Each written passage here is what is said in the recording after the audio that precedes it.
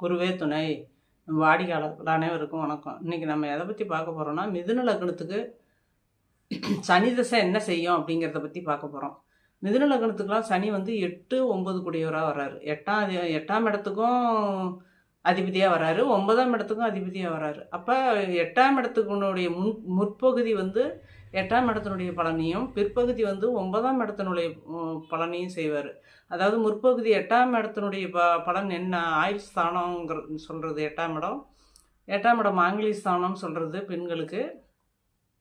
அதே 8ஆம் இடத்தை வந்து கெடுதல் செய்யக்கூடிய ஸ்தானம்னு சொல்லலாம். அந்த 8ஆம் இடத்துக்கு முன்பகுதி வந்து பாதி காலம் வந்து 19 வருஷம் சனி திசை. அதில் பாதி காலம் வந்து 8ஆம் இடத்தினுடைய பலனை செய்வார். அந்த 8ஆம் இடத்துக்கு என்ன பலன் செய்வார் அப்படின்னா, கடனால் அவமானப்படுறது, நோய்வாய்ப்பட்டு கஷ்டப்படுத்துறது, மேலே இருந்து கீழே விழுறது, வண்டி வாகனத்தில் விழுறது, இந்த மாதிரி எல்லாம் வந்து முற்பகுதி வந்து பாதி காலம் வந்து அதனுடைய தசை நடக்கலைன்னா வந்து பிரச்சனை இல்லை. தசையில் இந்த மாதிரி கஷ்டகாலங்கள்லாம் கொடுக்கறதுக்கு உண்டான வாய்ப்பை கொடுக்கும். அடுத்து பிற்பகுதியில் வந்து எல்லா சுகபோகங்களையும் கொடுத்துரும். ஏன்னா 9ஆம் அதிபதியாக வராரு இல்லையா, 9ஆம் இடத்துக்கும் சொந்தக்காரராக வராரு சனி பகவான். அப்போ அந்த பிற்பகுதி வந்து உங்களுக்கு நல்ல பலனையே கொடுத்துரும், யோக பலனையே கொடுத்துரும். வாழ்த்துக்கள்.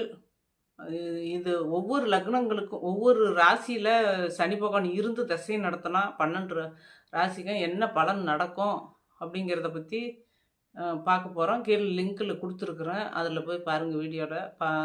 ஒவ்வொரு இடத்துல 1ஆம் இடத்துலேருந்து 12ஆம் இடத்து வரைக்கும் அந்த சனி பகவான் இருந்து தசை நடத்தினா என்ன பலன் நடக்கும் அப்படிங்கிறத பற்றி நீங்கள் கீழே லிங்க்கில் போய் பாருங்கள். வாழ்த்துக்கள். வீடியோ பிடிச்சிருந்தா சப்ஸ்கிரைப் பண்ணுங்கள், லைக் பண்ணுங்கள். உங்களுக்கு தொடர்ந்து என் வீடியோ வரும், பார்ப்பீங்க.